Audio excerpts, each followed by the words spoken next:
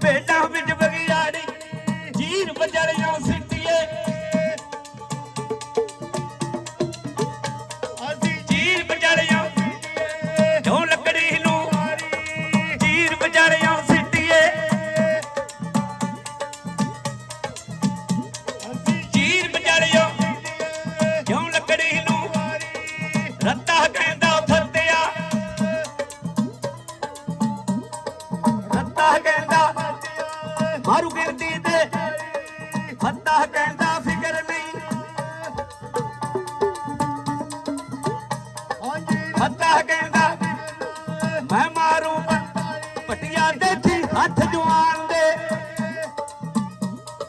ਦੇਖੀ ਹੱਥ ਚੱਲੂ ਦੇਖ ਦੇਖੀ ਹੱਥ ਜਵਾਨ ਦੇ